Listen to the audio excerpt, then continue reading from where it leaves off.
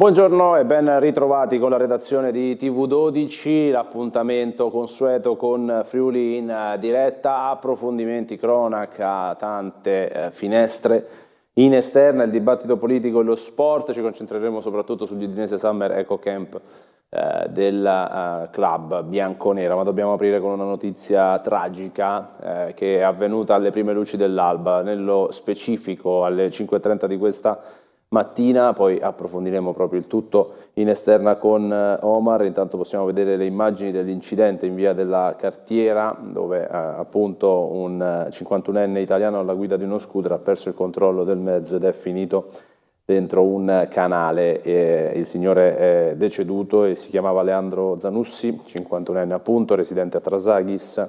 Sul posto i vigili del fuoco di Gemona del Friuli, Sores, carabinieri di Tolmezzo.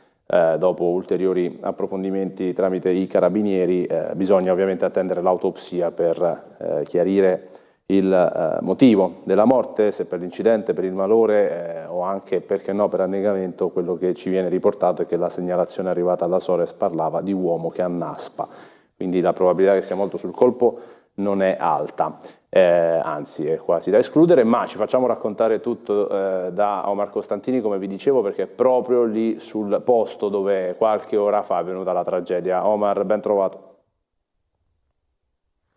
Sì, grazie Stefano. Prendiamo la linea proprio al confine tra i comuni di Gemona e di Osoppo, dove è avvenuta purtroppo questa tragedia della strada intorno alle 5:30 di questa mattina. Siamo di fronte all'ex cartiera, oggi deposito della Pittini. Dicevi, come hai raccontato tu, insomma, che questo ragazzo appunto di Peonis, originario in comune di Trasaghis, stava percorrendo la strada e quando all'improvviso insomma ha perso il controllo del mezzo, è finito all'interno di questo canale. Grazie anche a Francesco Zilli che ci sta facendo la parte tecnica. Vedete, c'è questo piccolo canale, probabilmente un malore, una volta dentro ha tentato probabilmente di uscire, ma ai noi purtroppo è morto molto probabilmente, anzi senza probabilmente, è morto per annegamento. Non è un canale che poi si getta ai classici canali di irrigazione che si trovano lungo le zone delle pianure, non solo del Friuli. Proprio a pochi metri poi questo stesso canale poi si getta nel canale Ledra, che è proprio qui poco distante da dove è avvenuta questa tragedia. Dicevamo, insomma, è finito fuori strada, probabilmente non si esclude il malore, sarà effettuata comunque l'autopsia per chiarire tutte le dinamiche del caso. È finito dentro e probabilmente, anche se ripetiamo sono pochi centimetri d'acqua, però vedete che l'acqua è molto fluida, nel senso che corre molto veloce. Poi tra l'altro questi sono canali artificiali in cemento, è bastato poco insomma per fargli perdere la vita. È stato ripescato purtroppo senza vita, è morto praticamente per annegamento. Tra poco, perché so che ti ripasso tra poco la linea, Stefano, perché avremo anche la testimonianza. Tra pochi minuti ci raggiungerà qui sul posto Ivo Del Negro, già sindaco di Trasaghis, che conosceva bene la vittima, insomma, ci racconterà chi era, insomma, questa persona molto conosciuta perché era molto apprezzato, una persona impegnata nel volontariato. Ma tutto questo tra poco. Per il momento da Osoppo è tutto, ti ripasso la linea. Visto che abbiamo una pagina molto ricca di esterne anche, ti ringraziamo e attendiamo che arrivi Ivo Del Negro. Nel mentre però mi sposto, torno a Udine, dove ci attende Giorgia Bortolossi, anche con il supporto tecnico di Francesco Pezzella, per parlare con la mamma di Penelope, purtroppo la bimba morta schiacciata dall'acqua santiera all'Uccellis. Vengo da voi, ben trovate. Sì, buongiorno Stefano, buongiorno a tutti i nostri telespettatori. Siamo con Laura, la mamma della piccola Penelope, pochi giorni dopo quella che è stata diciamo la sicurezza, la certezza dell'appello, del ricorso dopo la sentenza di primo grado. La vicenda la conosciamo tutti, è una storia che ha davvero sconvolto la città, e non solo. La piccola bambina che insomma è rimasta schiacciata sotto l'acqua santiera durante l'ora di catechismo, e in primo grado era stata assolta la dirigente scolastica ed era invece stato condannato padre Johan, che in quel momento si trovava con la classe. Ora c'è stato il ricorso, ci sarà l'appello. Che cos'è che le preme sottolineare in questo momento e che cos'è la cosa più importante che si aspetta da questa nuova tappa giudiziaria? Intanto ci tengo a ringraziare la dottoressa Terzariol per l'impeccabile lavoro svolto e il ricorso veramente ineccepibile che ha fatto. Sicuramente per me è stata inaccettabile la soluzione della dirigente scolastica. Prima di tutto in quanto dirigente penso che si debba assumere a prescindere le responsabilità anche di un portierato che aveva delle dinamiche e che in realtà secondo le testimonianze non ha ancora cambiato, molto sciatte, senza nulla di scritto, senza delle formalità, dove tutti entravano e uscivano, prendevano chiavi senza firmare nulla, quindi non è mai stato formalizzato come doveva essere l'accesso a tutte le aule chiuse, compresa la chiesa, in tutte le aule chiuse a chiave. Mia figlia quel giorno non doveva assolutamente essere in quella chiesa, quindi è stata portata in quella chiesa di iniziativa di padre Johan senza il consenso di nessuno. Sicuramente però chi ha firmato l'autorizzazione iniziale al corso è stata la dirigente scolastica, che l'ha firmato senza nemmeno aver mai parlato con padre Johan relativamente a quello che sarebbe stato il corso. Voglio ricordare che l'anno successivo, quindi nel 2020, c'è stato anche il crollo della recinzione esterna dello stesso istituto, per fortuna di notte, quindi non ha causato grosse conseguenze, ma dimostra come la sicurezza evidentemente continua a non essere una priorità di quell'istituto. C'erano dei termini entro i quali lei doveva nominare il responsabile sulla sicurezza, ma credo che entrando in un istituto così vecchio e palesemente fatiscente avrebbe dovuto occuparsi della sicurezza dal primo minuto che ha preso carico all'interno di quella scuola.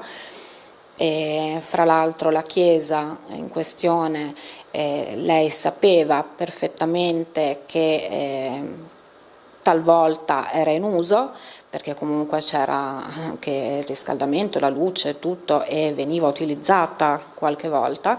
Avrebbe dovuto forse informarsi al riguardo e, come dice giustamente il pubblico ministero, la cosa più semplice che poteva fare era chiudere la chiave nel dubbio e non accederci, non permettere l'accesso a nessuno all'interno di quella chiesa.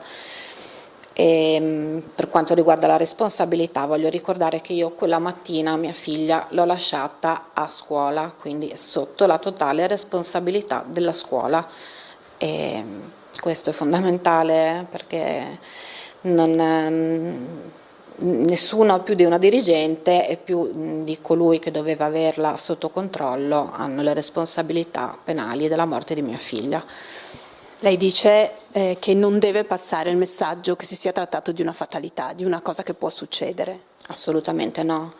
Quel manufatto era lì dal 1600 e non era mai stata fatta manutenzione su quel manufatto, tant'è che secondo le consulenze tecniche è poi risultato che i collanti, i materiali, i cementi erano tutti ancora risalenti all'epoca, pertanto era prevedibile che questo manufatto, che è l'unico manufatto che all'interno di una chiesa ogni cristiano deve toccare, voglio anche ricordare questo, che mia figlia è andata a toccare l'unico manufatto in cui uno deve mettere dentro la manina per farsi il segno della croce, quindi dovrebbe essere il primo a essere messo in sicurezza. Non lo era perché ovviamente nell'arco dei secoli non è mai stato fatto nessun tipo di manutenzione, mai. Quindi avere giustizia secondo lei e arrivare alla condanna di Anna Maria Zilli, questo lei si aspetta dall'appello? Assolutamente sì, confido nella Corte d'Appello proprio in una condanna anche della dirigente scolastica. Lei mi ha detto che non è mai entrata in quella chiesa? No, io non passo più nemmeno per via Gemona, non ci riesco.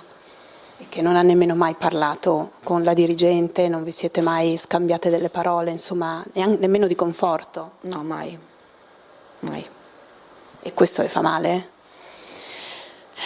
Fa molta rabbia e poi chiaramente la mia opinione per quanto riguarda l'umanità delle persone che girano intorno a tutto questo rimane una mia opinione.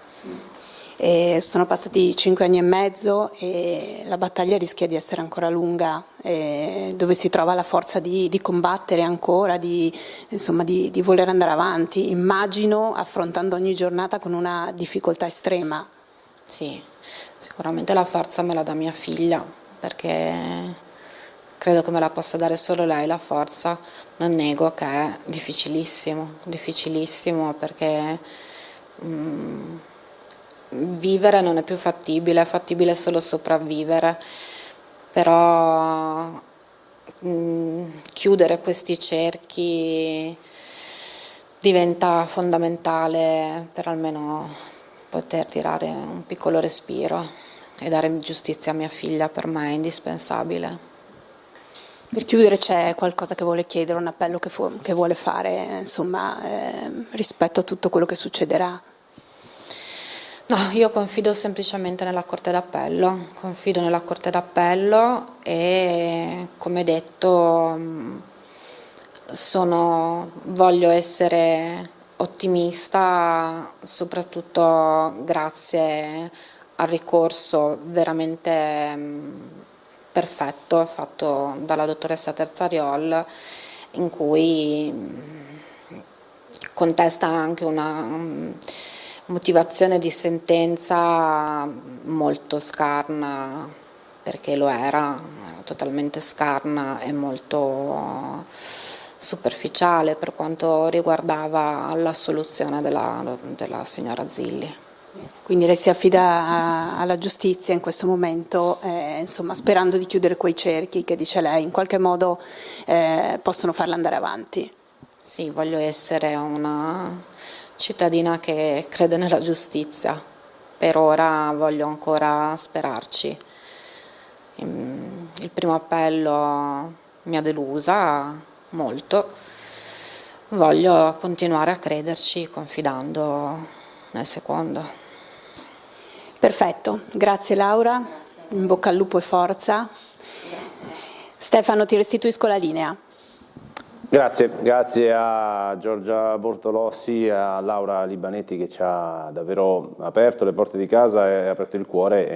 È davvero una storia toccante e anche un appello forte alla giustizia che continuerà a fare il suo corso.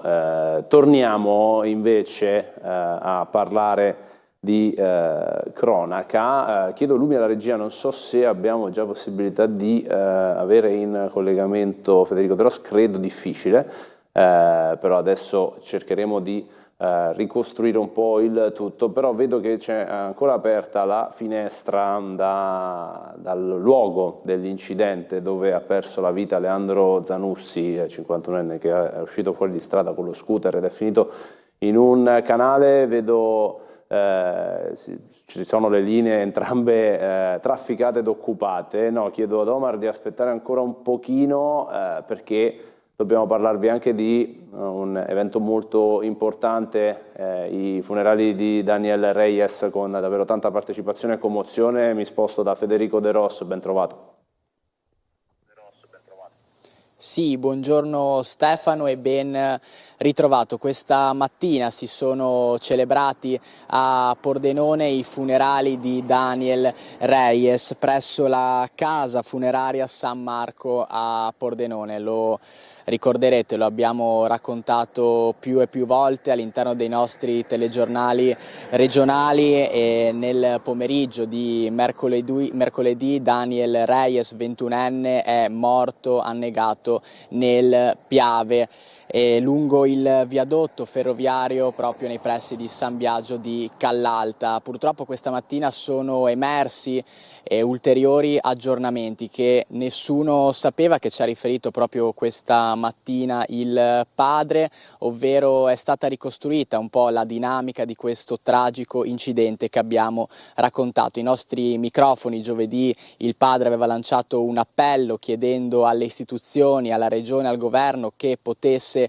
chiudere il Piave, facendo numerosi controlli o che comunque trovasse una soluzione anche in vista dell'estate, dato che è molto frequentato. Però la notizia che è emersa proprio in questi ultimi minuti è che Daniel che era andato nel Piave con degli amici, aveva visto due persone che conosceva, più precisamente una ragazza e un ragazzo in difficoltà, e nel fiume si è lanciato e per salvarli è stato risucchiato da questa forte corrente che c'era proprio in quel punto del fiume, con una profondità di circa 3 metri, che aveva creato questo pozzo che è stato veramente fatale per il povero Daniel. Questa mattina si sono, come vi ho anticipato, tenuti i funerali con un rito cristiano evangelico, quindi non dei funerali tradizionali, una cerimonia che si è basata soprattutto sulla lettura della Bibbia, facendo anche delle riflessioni spirituali. Non prevedeva la messa tradizionale e l'Eucarestia, ma era incentrato proprio nella speranza della resurrezione, sulla fede personale. E sono stati fatti poi, quando ci siamo spostati a Pasiano di Pordenone, dove ci troviamo adesso, all'interno del cimitero, delle preghiere e dei canti spirituali, ed è stata cantata anche una lode in spagnolo da parte i presenti, e i familiari, come potete ben immaginare, erano veramente distrutti, con il padre Dennis che per più e più volte ha ripetuto la frase: non è un adios ma un hasta luego. Il papà ci ha inoltre raccontato quello che vi abbiamo detto, un momento veramente di grande dolore per tutta la comunità, tutto il territorio pordenonese. Daniel era veramente una persona ben voluta da tutti, e la notizia che abbiamo saputo anche oggi, che purtroppo proprio alcuni istanti prima di essere sepolto, è che proprio oggi Daniel avrebbe dovuto comprarsi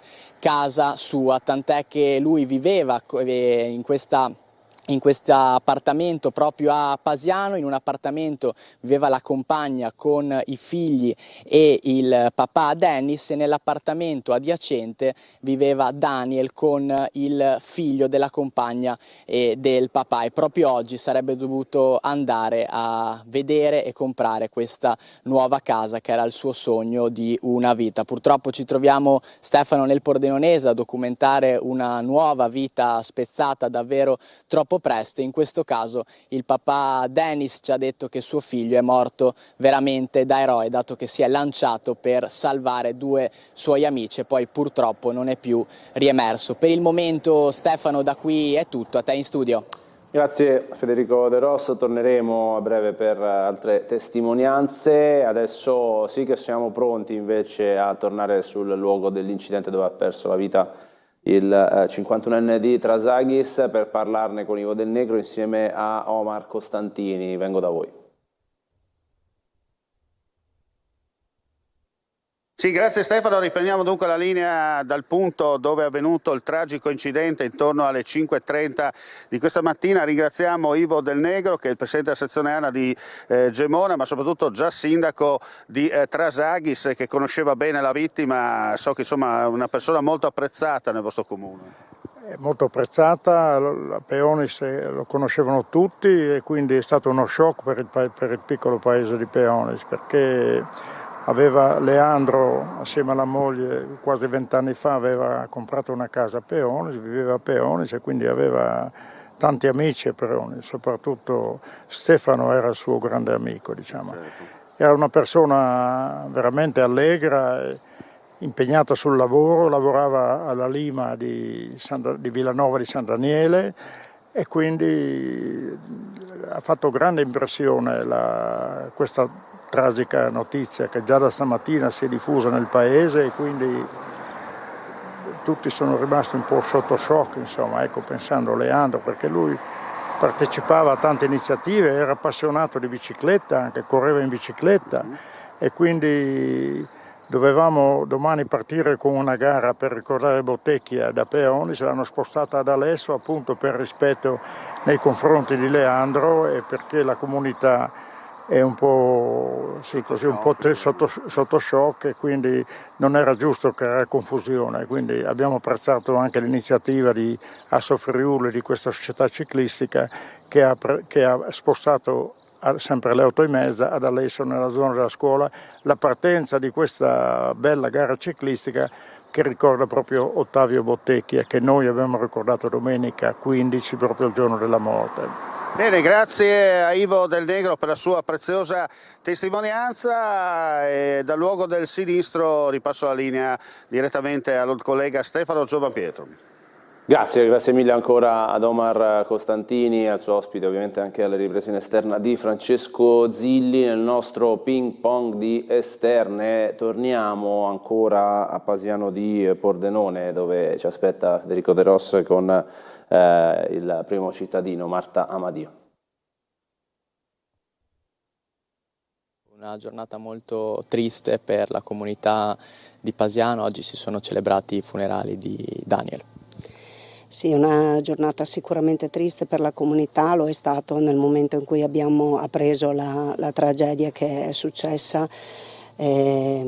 A volte il destino, a volte anche la spericolatezza, può essere anche che tutti abbiamo fatto queste cose, tutti siamo andati magari nelle grave e nei fiumi, si matura con l'età, si matura con l'esperienza, e quindi tante volte la giovane età può far pensare che il pericolo non sia dietro l'angolo. Purtroppo questa volta è stato così, mi dispiace tantissimo per la famiglia che non conoscevo personalmente, che sono andata a salutare e gli ho portato il cordoglio della comunità e dell'amministrazione comunale. Ho trovato una famiglia composta nel dolore immenso e anche così molto provata dal fatto appunto della convinzione che sapeva ben nuotare, che non era la prima volta, per cui cerchi di fartene una ragione, anche se una ragione quando muore un figlio non si può farsela, ma neanche farsene delle colpe. Purtroppo a volte il destino è dietro l'angolo, e questo è successo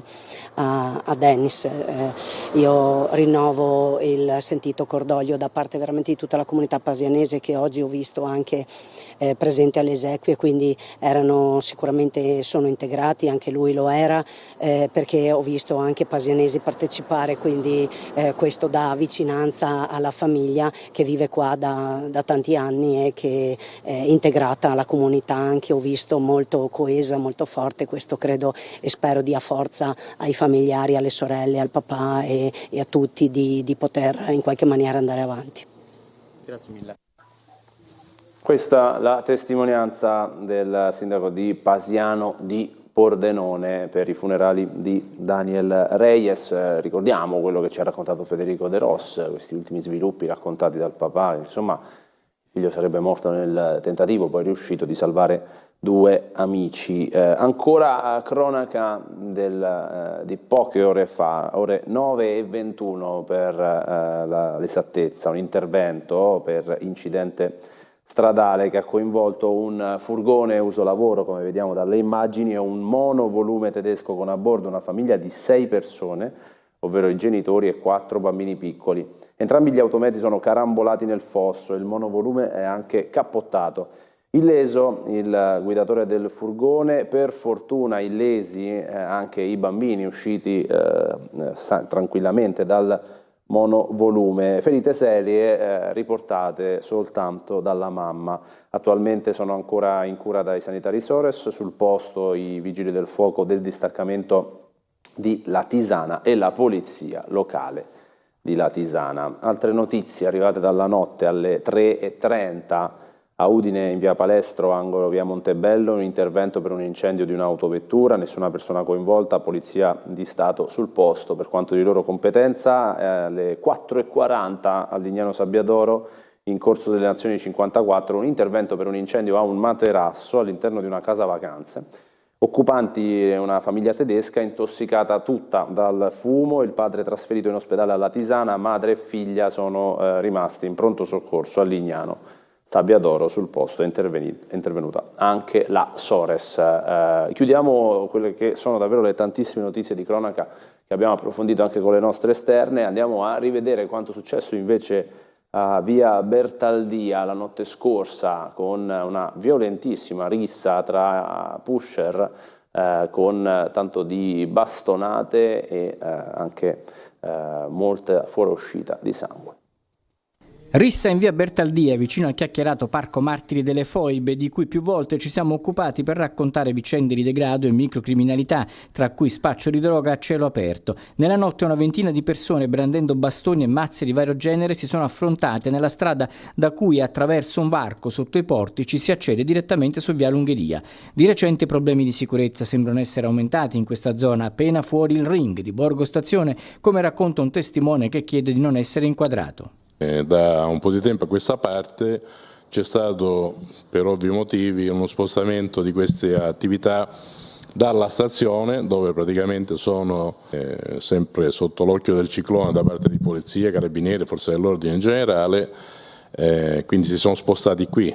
Alcuni dei partecipanti alla zuffa hanno dovuto fare ricorso a medicazioni per le ferite subite. Quello raccontato è solo uno dei tanti episodi che creano preoccupazione ed esasperazione tra i residenti delle zone che circondano il parco. Le lamentele riguardano anche casi di spaccio e bivacco negli androni delle palazzine.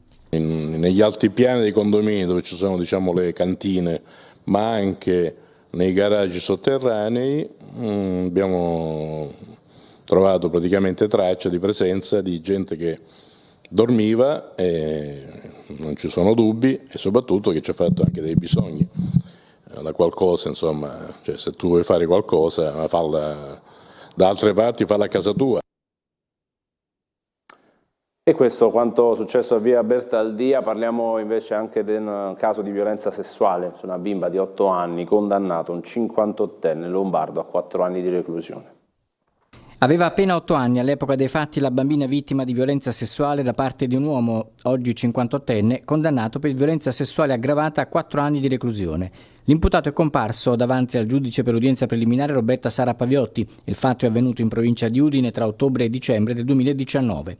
L'uomo, difeso dall'avvocato Marco Bencivenga del Foro di Cremona, è stato giudicato con il rito abbreviato che gli ha permesso di beneficiare dello sconto di 1/3 della pena. Secondo l'accusa rappresentata dal pubblico ministero Letizia Puppa, l'imputato, approfittando del fatto che frequentava la casa dove la bambina viveva con la mamma e la sorella, aveva toccato le spalle e il petto della vittima, infilandole le mani sotto la maglietta e poi cosce e basso ventre.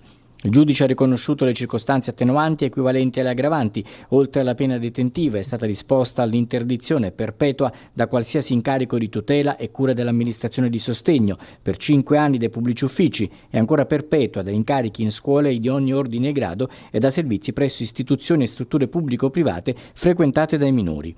Dopo l'esecuzione della pena, inoltre, scatteranno le misure di sicurezza personali, del divieto di avvicinamento a luoghi frequentati da minori, di svolgere lavori a contatto con minori e l'obbligo di informare le forze dell'ordine sulla residenza e sugli eventuali spostamenti. La bambina era rappresentata dal papà, costituitosi parte civile.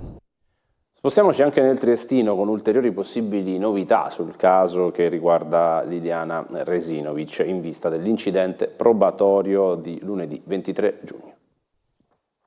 Sebastiano sapeva tutto di noi da mesi, per non dire da qualche anno. Claudio Sterpin lo aveva detto più volte a Tele4, Visintin sapeva tutto, ora alcuni scatti fotografici potrebbero confermarlo. Si tratta di foto risalenti a oltre 20 anni fa che ritraggono Liliana Resinovic insieme con Claudio Sterpin a una manifestazione sportiva organizzata dall'associazione da lui presieduta nel 2003 e un'altra datata 1 gennaio 2013 in cui Sterpin si tuffa in mare durante il tradizionale tuffo di Capodanno a Barcola. Sono alcune immagini scattate da Sebastiano Visintin contenute in una cartella denominata Modigliani, archiviata insieme ad altro materiale in 5 hard disk che lo stesso Visintin, il marito di Liliana, avrebbe chiesto a un amico di custodire trattandosi di foto personali pochi giorni dopo la scomparsa della donna avvenuta a metà dicembre 2021. La notizia è stata diffusa dalla trasmissione televisiva Quarto Grado. Essa potrebbe dimostrare che Visintin era al corrente della frequentazione di Liliana con Sterpin, tra i quali in gioventù ci sarebbe stata una relazione sentimentale. Visintin ha sempre sostenuto invece di non conoscere Sterpin e che non vi era alcuna storia d'amore tra lui e Liliana. Sterpin, al contrario, ha sempre detto che lui e Liliana avevano ripreso un rapporto sentimentale e che stavano per andare a vivere insieme. Noi 3 giorni dopo dovevamo sparire da Trieste, lei se ne andava da casa, probabilmente aveva già accennato qualcosa a Sebastiano e non è escluso che questa sua volontà sia stata un'autocondanna a morte, punto, questo dico io. Probabilmente anche di queste foto si parlerà durante l'incidente probatorio per assumere la testimonianza di Sterpin, fissato per il 23 di giugno. Parliamo anche dell'allarme furti tornato a scattare nel Pordenonese, presi di mira case, auto e persino una chiesetta con tante segnalazioni di tentativi di colpi.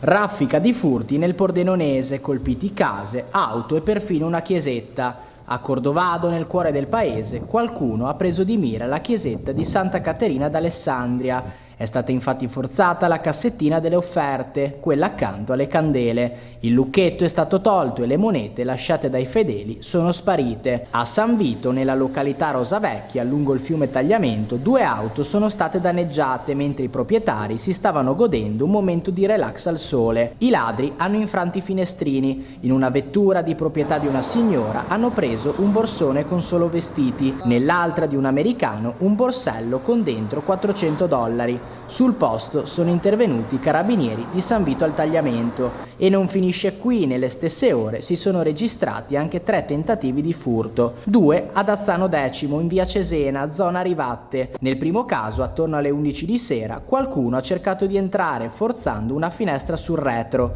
ma il proprietario era in casa, ha sentito dei rumori e ha messo in fuga i ladri. Poco dopo, sempre nella stessa via, a 00:30 scatta l'allarme. I malintenzionati si danno alla fuga anche questa volta. Ultimo episodio a Chionsi, in via San Marco, verso le 3 del mattino. I ladri provano a forare un infisso, ma il cane di casa comincia ad abbaiare. Il padrone si sveglia e fa appena in tempo a vedere 2 figure allontanarsi di corsa. L'attenzione resta alta e le forze dell'ordine invitano i residenti a segnalare ogni movimento sospetto. E con questo servizio andiamo nel nostro primo break pubblicitario, pronti a tornare per iniziare anche il dibattito politico.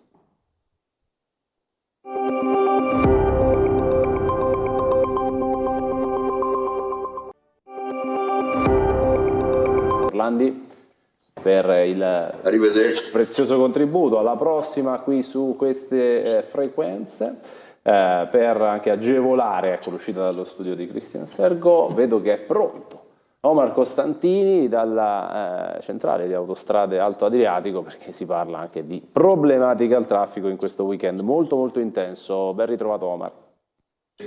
Sì, prendiamo la linea dalla sala operativa per quanto riguarda Autostrade Alto Adriatico per fare il punto della situazione in merito a questo prima, diciamo un antipasto per quanto riguarda poi i giorni più caldi per quanto riguarda questa estate. Allora direttore, la ringraziamo, facciamo giusto così il punto per quanto riguarda attualmente il traffico lungo la rete di vostra competenza. Sì, in questo momento il traffico è intenso ma fluido, è proprio un antipasto dell'esodo. Da adesso in poi ci sarà sempre un'escalation per arrivare all'ultimo sabato di luglio, che sarà bollino nero, e anche i primi 2 di agosto. A quel punto ci sarà un po' di calma per la giornata di Ferragosto e poi riprenderà invece il controesodo negli ultimi 2 weekend di agosto. Ecco, possiamo dire che la task force in campo è già pronta, no? In caso d'emergenza. Sì, la task force è pronta, noi siamo pronti durante le giornate di esodo ad avere in campo circa 300 persone, che vuol dire operatori della sala radio, ausiliari della viabilità, tecnici degli impianti. Bisogna considerare che abbiamo molta tecnologia, non si deve guastare. Qualche guasto può capitare, ma siamo in grado di risolverlo al momento. Certo. Senta, cosa molto importante è che dai primi giorni di luglio verranno sospesi i cantieri, no? Sì, luglio e agosto i cantieri impattanti verranno sospesi. Bisogna dire che abbiamo lavorato molto per innalzare la qualità dell'autostrada. Dico solo che nei primi mesi di quest'anno fino ad oggi abbiamo investito solo in asfalti più di 2,5 milioni, ha avuto 19 cantieri dove abbiamo lavorato in maniera predominante di notte. Quando ci si vede lavorare di giorno e sappiamo che qualche disagio si crea è perché stiamo prolungando i lavori della notte, ma quando è possibile contenerli la notte lavoriamo solo di notte. Senta, cosa importante, si parlava prima anche per quanto riguarda, non so, il nodo di Portogruaro piuttosto che la zona di San Donà, no? Ci sono anche aree di Puglia, qualcosa sta emergendo, no? Sì, sono caselli dove noi stiamo lavorando e li stiamo allargando. Proprio per San Donà c'è il problema sicuramente dell'outlet, degli esodi verso Jesolo. Portogruaro è un bypass per noi molto importante, stiamo allargando il casello, e anche aree di Puglia, considerando anche l'importanza dell'aeroporto, stiamo lavorando anche per l'allargamento di quello. Ecco, lei parlava giustamente del bypass A4, A27, dunque la famosa A28, che in caso di emergenza entra subito in funzione.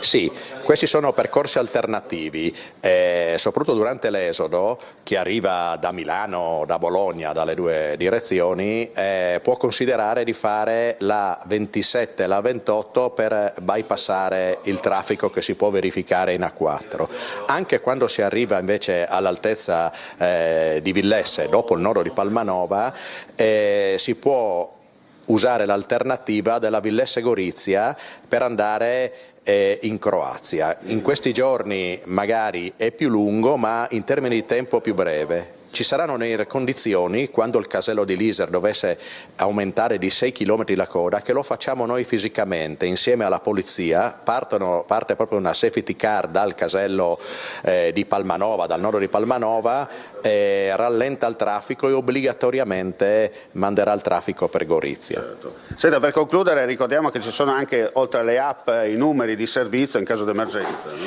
Sì, c'è la nostra app Infoviaggiando, il numero verde, e ricordo anche i nostri social Telegram e WhatsApp. Bene, grazie direttore, la lasciamo perché so che il tempo, come si dice, è tiranno, e dalla sala operativa di Autostrade Alto Adriatico, quindi Palmanova, è tutto, linea allo studio. Grazie a Omar Costantini, insomma ci sarà lavoro da fare e anche magari qualche necessità di pazienza quando si formerà qualche inevitabile coda per chi usufruirà delle autostrade in questi giorni, in questo fine settimana. Facciamo un passo indietro, torniamo su Udine per parlare delle 6 opere donate da privati cittadini ai civici musei di Udine, un orgoglio per l'amministrazione comunale e anche per il primo cittadino Alberto Felice De Toni, che ha presenziato a questo evento. La nostra volontà è quella di far conoscere Udine come una città che ha, ripeto, una sua originalità, una sua un preciso posizionamento. Abbiamo delle realtà museali che sono di primo piano, forse non ancora conosciute. Udine vuole spingersi oltre, aumentare sempre di più il turismo e farlo anche con le sue eccellenze museali, spesso poco note, che però invece danno al capoluogo friulano delle connotazioni che possono essere uniche e sfruttate a proprio favore. E ci sembrava giusto quindi organizzare una cerimonia per rendere conto alla cittadinanza di queste nuove acquisizioni e ringraziare chi le ha permesse in un rapporto pubblico-privato che per noi è essenziale. E voglio ringraziare le 2 famiglie che hanno deciso appunto di mettere a disposizione della collettività le opere. È un momento in più per arricchire le nostre collezioni e noi siamo consapevoli che l'attrazione turistica verso la città è fondata in gran parte sulle operazioni culturali e aggiungo anche le enogastronomiche. Per questo è importante la donazione di 6 nuove opere ai civici musei da parte di 2 famiglie udinesi, Politi e Percotto, per approfondire la conoscenza di artisti come Pellegrino da San Daniele, Odorico Politi e Alessandro Filipponi. Sono contento perché servirà per incrementare il patrimonio museale che abbiamo. Ho donato 3 opere, 2 di uno zio materno e uno, anzi doppio, perché c'è un avanti e un dietro, di un mio antenato che è pittore dell'Ottocento. Avevo sia l'uno che l'altro già in castello, potevo tenermeli a casa, ma dico è una forma di egoismo guardarsi da soli qualcosa che vale. Parliamo della guerra tra Israele e Iran che non ha provocato al momento ripercussioni per il prezzo dei carburanti, anche se sono attesi rincari sul fronte dell'energia. A poco più di una settimana dallo scoppio della guerra tra Israele ed Iran, in Italia non abbiamo ancora registrato alcun significativo aumento del prezzo alla pompa dei carburanti. Anzi, le prime indicazioni segnalano un leggero ribasso delle quotazioni di gran parte dei prodotti petroliferi. Lo rivela la CGIA di Mestre. È ancora presto per fare un primo bilancio, tuttavia la situazione è molto diversa da quella verificatasi nel febbraio del 2022, quando la Russia invase l'Ucraina. Di fronte alla tragedia della guerra è doveroso ammettere che discutere degli effetti economici su una regione come il Friuli Venezia Giulia, che è situato a 3.500 km dal conflitto, può apparire cinico e irrispettoso. Tuttavia, a differenza di quanto è successo all'inizio dell'invasione russa in Ucraina, dall'avvio delle ostilità tra Israele ed Iran non si è ancora verificato alcun aumento ingiustificato dei prezzi dei carburanti. Questo è positivo, sebbene rimanga alta la preoccupazione per i previsti incrementi di prezzo delle bollette di luce e gas, che rischiano di infliggere alle imprese friulane e giuliane un onere finanziario pesantissimo. Se, come abbiamo visto, almeno per il momento non sono previste tensioni sul fronte dei prezzi dei carburanti, la stessa cosa non possiamo ipotizzarla per l'energia elettrica e il gas. In FVG l'aumento stimato della CGIA dovrebbe essere di poco superiore ai 500 milioni di euro. E a proposito di carburante, qui si va nel senso opposto perché continua la transizione ecologica in regione e nello specifico a Udine con 2 nuovi bus elettrici che entrano a far parte della flotta di Arriva Udine.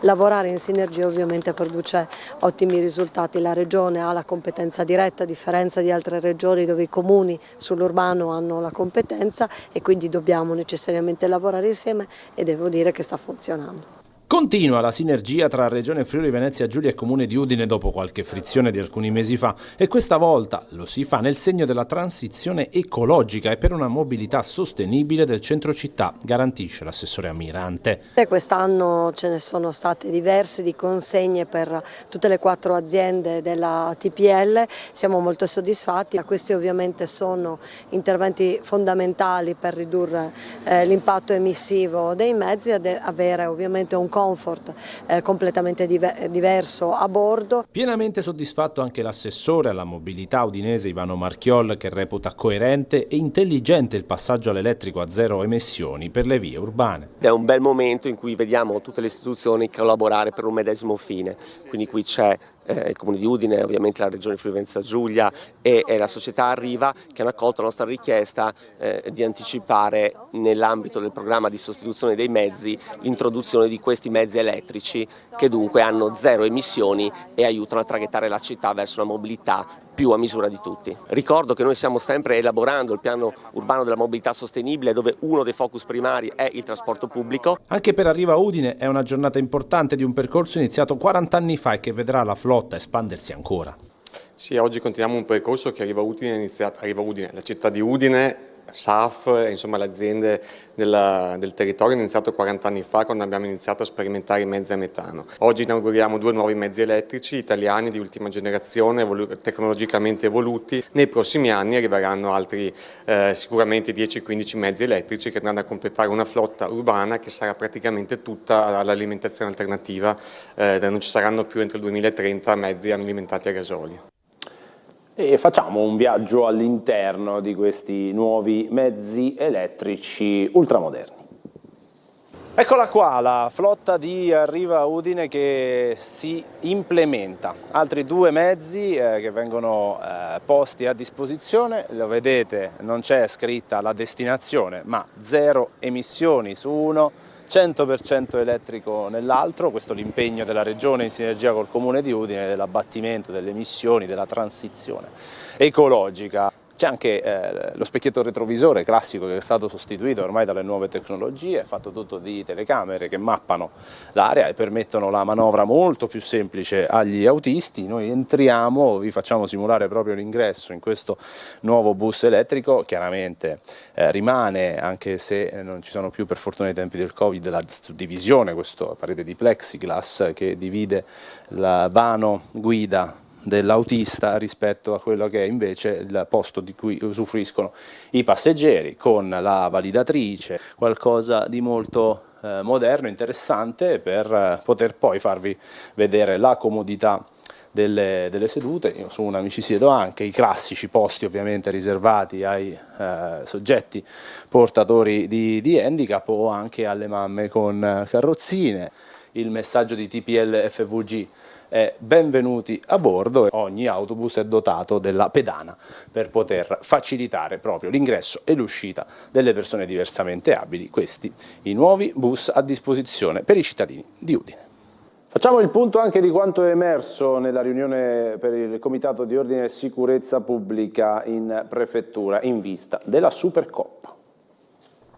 Era tanto attesa la riunione del Comitato per l'Ordine e la Sicurezza Pubblica. Ordine del giorno: iniziare a studiare le strategie e le manovre da mettere in campo in vista della Supercoppa europea che la UEFA ha assegnato alla città di Udine, che si terrà il 13 agosto al Blue Energy Stadium e che vedrà sfidarsi la vincitrice della Champions League, il Paris Saint-Germain, e la vincitrice dell'Europa League, il Tottenham. La federazione ha descritto il piano studiato dall'UEFA per quanto riguarda l'organizzazione sia allo stadio sia nella città di tutti gli elementi che faranno parte di questo evento, perché sotto il profilo dell'ordine e la sicurezza pubblica non è un evento, sono 2 eventi, c'è la partita allo stadio ma anche l'ospitalità dei tifosi nell'ambito della città.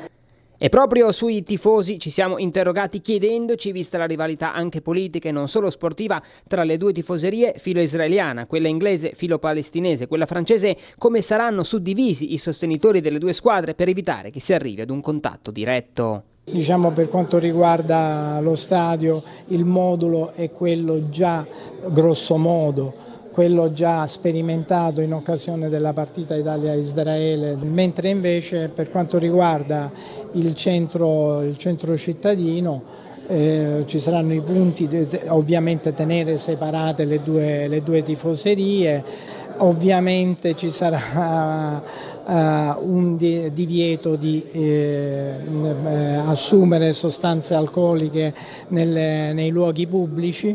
Innanzitutto sono previste praticamente 2 allocazioni diverse, una in piazza Primo Maggio per quanto riguarda il Tottenham, mentre invece per Parco Moretti è prevista per il Paris Saint-Germain. Sono previsti anche hotel distinti. Da qui al 13 agosto ci saranno ovviamente altre riunioni, ma di sicuro c'è la fiducia di poter mettere in campo azioni mirate e precise, nessun timore quindi per la portata dell'evento.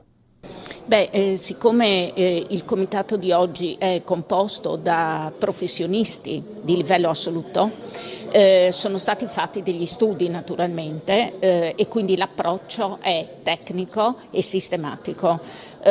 Quindi dire che c'è timore in questo momento non ha assolutamente senso, perché la pianificazione e lo studio dei comportamenti è la base fondamentale su cui poggia la sicurezza. E noi ci salutiamo, ma non prima di avervi lasciato a un bel contributo che abbiamo confezionato poco prima di venire in diretta, a tutte le voci dalla fine della seconda settimana degli Udinese Summer Eco Camp. Vi ringrazio per averci seguito, vi lascio al servizio in questione e vi do appuntamento all'informazione dalle 18:30.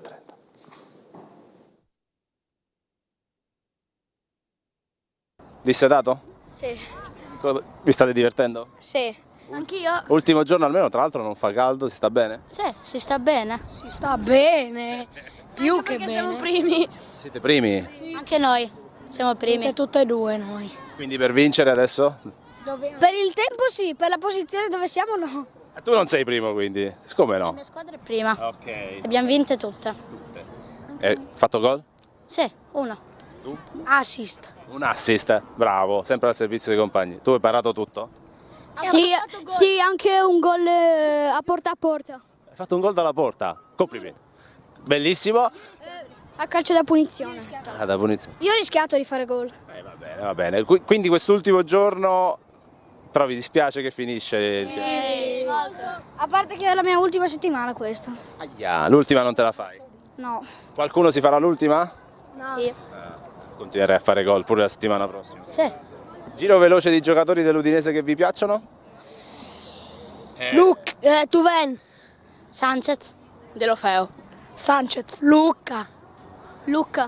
Toven. Sanchez, Toven. Zico. Toven. Dov'è? Parecchi dove? Zico, vabbè, però è per i più stagionati. E Luca? Allora Luca. No, Luca vabbè. Tra l'altro se Luca va al Napoli vi dispiace, vabbè, però se lo merita però. Sì. Sì. Toglie il posto a Lukaku. Sì. Non so cosa state facendo. Bravo, mi piace. Però secondo me era un bravo giocatore. Assolutamente, rimane un bravo giocatore. Basta che non tolgono Toven. Bravo, Toven si sta allenando, è pronto. Basta che Sanchez faccia bene la prossima stagione. Sì. Noi chiediamo a Runic di farlo giocare un po' di più. Sì. Anzi anche Pafundi perché. Va bene, Sanchez Pafundi in attacco l'anno prossimo con Toven e Sivori. Stiamo facendo questo torneo benissimo. Ok, chiudiamo con un Forza Udinese, ragazzi? Sì. Sei pronto? Cremonese. Cremonese, vai. Cremonese. No. Cremonese è eccezionale. 1, 2, 3. Forza Udinese! Eccoci. Ultimo giorno di camp, come va? Bene, molto bene, soprattutto che non c'è il sole di ieri. Benissimo, una bellissima esperienza. Si stanno divertendo tanto. I ragazzi sono molto contenti e si impara, insomma, no? Anche col calcio si impara qualche valore, si impara la vita, insomma, la metafora è quella, no? Come va il camp? Ciao, buonasera, tutto bene? Tutto ok, proprio bello. Si sta bene che non c'è il sole? Si sta bene, oggi ci ha graziato, diciamola così. E il ragazzo si diverte? Il ragazzo si diverte, mi ha già chiesto, posso fare anche la prossima settimana? Ho detto, sì, certo. Noi siamo di Pordenone, quindi su e giù tutti i giorni, insomma. È un po' un sacrificio però vale la pena. Sì, ma bello. Poi è super organizzato, quindi Dio direbbe molto bene. Un feedback sul camp? Tutto perfetto, è il secondo anno che lo facciamo, è sempre un piacere vedere tutti questi ragazzi giocare, divertirsi così, ben organizzato, quindi un'esperienza che sicuramente si ricorderanno, bellissimo. Grazie. E qui come andiamo? Tutto bene, sì. Com'è il feedback del bambino a casa? Contento, si diverte, viene a casa esausto. Non è male. Contento, contenti tutti e due, sì. Già il secondo anno che lo fanno, quindi hanno voluto ripetere questa esperienza perché la prima volta si erano divertiti tanto. Alec Bolla sta terminando la seconda settimana, numeri aumentati rispetto alla prima, l'entusiasmo è sempre lo stesso. Esatto, c'è anche la seconda settimana un grandissimo entusiasmo. Udinese Calcio regala un sogno a questi bimbi perché comunque entrano in un contesto come il Bruseschi dove si allenano tutto l'anno sia il settore giovanile che la prima squadra, quindi sono affascinati in una maniera assoluta. Oltretutto poi una parte dell'attività viene fatta allo stadio e quindi hanno sempre il contatto diretto sia con lo stadio, quindi col terreno, che con quello che riguarda la struttura dello stadio stesso. In auditorium ad esempio abbiamo fatto 3 incontri molto importanti anche questa settimana. E tra l'altro facendo interviste, ecco, sentendo i bambini, davvero un gran numero che l'hanno fatto, un gran numero che lo rifarebbero, c'è proprio una fidelizzazione importante. Esatto, questo hai detto una cosa giustissima. Io vedo dei bambini, vedo dei genitori che sono al terzo anno, che praticamente da quando ho iniziato a fare questo tipo di attività, che ogni anno ripetono effettivamente il camp, quindi non vedono l'ora e stamattina proprio non più tardi stamattina ho chiesto ai bimbi e mi hanno detto assolutamente ci vediamo per il 2026 con il camp udinese Summer Camp. Quindi ecco, questo fa capire che veramente sono molto legati. Oltretutto ho chiesto proprio ieri in auditorium tutti tifosi di Udinese e quindi questo è un qualcosa veramente di gratificante ed è molto importante anche per noi, insomma, gli addetti ai lavori. Anche perché devo dire che dietro un camp poi magari ci sono dei protagonisti che come Piero, come me, che siamo sempre a contatto e ci mettiamo tutti i giorni, siamo presenti. Ma dietro c'è un lavoro pazzesco. Stamattina parlavo con i genitori, uno staff all'incirca di 50 persone per preparare il camp e per essere all'altezza di quello che può essere il target di Udinese Calcio. Eccoci, salve, come procede il camp? Procede molto bene, i ragazzi sono contenti, insomma una bella soddisfazione per loro, insomma provare anche qualcosa di diverso rispetto alla routine del campionato. Trovare anche degli allenatori più preparati, insomma, un bel ambiente, sano, quindi tutto bene direi. Ultimo giorno di settimana di camp, come procede? Tutto bene, tutto molto bene. Il feedback a casa com'è? È positivo, alla sera siamo sempre entusiasti e anche stanchi. Oggi c'è una grande festa anche con il tempo che non è male. Il tempo è favorevole, ci aiuta queste nuvole. E sarà anche così, una richiesta di rifarlo già arrivata? Sì, siamo già preparati per il prossimo anno. Eccoci qua. Sì. Guarda come scappa. Allora, i giovani. I giovani. Allora, buongiorno. Come procede il camp? Benissimo, una bellissima esperienza, davvero, super organizzati, sì davvero, una bellissima esperienza, siamo molto contenti. E immagino un feedback a casa positivo? Sì, mio figlio felicissimo, ero un po' preoccupata perché giocare dalla mattina alle 9 fino alle 5 di sera ero veramente un po' preoccupata, invece torna felicissimo, pronto già per il giorno dopo, per cui sì, davvero super organizzazione. Bravi davvero, sì. Attrezzato anche tecnologicamente però, vediamo, sa, la deformazione professionale. Fatti i filmini, tutto a posto? Tutto a posto, fatto tutto. C'è grande emozione da parte del ragazzo? Sì, beh, è già la seconda settimana che sta facendo, il secondo anno, conosce ormai il format, è contento insomma. Confermiamo tutto? Confermiamo tutto, cuore batte bianco-nero, quindi lui è felicissimo di essere qua, veramente, una bellissima esperienza, sì. Tutti qua. Come sta andando? Bene. Bene? Sì. Bene. Stanchi, contenti? Bene. Bene, livello belli freschi. Come va quest'ultimo giorno? Bene, bello anche se perdiamo tutte le partite, non importa. Come anche se perdiamo tutte le... Dai, bisogna impegnarsi. Vabbè. Vabbè, si continua, quindi il torneo, a chi sta andando meglio il torneo? Bene. Bene? Sì. Ha perso pure lui tutte le partite? Ha fatto qualche gol almeno? Sì. Allora, e chi contro? Tu? Come va? Abbastanza bene, dai, e adesso magari punteremo a vincere qualche partita, dobbiamo ambientarci, dai, le prime partite. Esatto, bisogna un po' affinare, com'è, la sinergia di squadra. Sì. Cosa hai imparato questa settimana però, al di là delle partite? Il gioco di squadra. Altri? Non lo so. Non hai imparato niente? Non lo so. E allora? Cosa? Niente. Meraviglioso. Cosa hai imparato tu? Come controllare meglio la palla, tirare meglio in porta, tutto ho imparato. Gli allenatori sono bravi? Sì, molto. Molto? Sì. Severi ma bravi. Sì. Severi ma bravi mi piace, però è importante anche essere severi. Giocatore dell'Udinese che vi piace di più? Luca. Delufeu. Toven. Okoye. Padelli. Luca. Okoye. Samardzic. Iker Bravo. Dov'è? Solet. Iker, bravo, mi piace. Solé, bravo. Tu quindi sei difensore?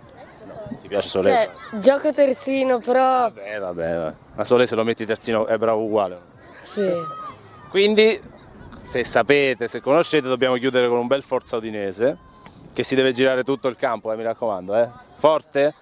1, 2, 3. Forza Udinese! Si sono girati abbastanza. Bravi.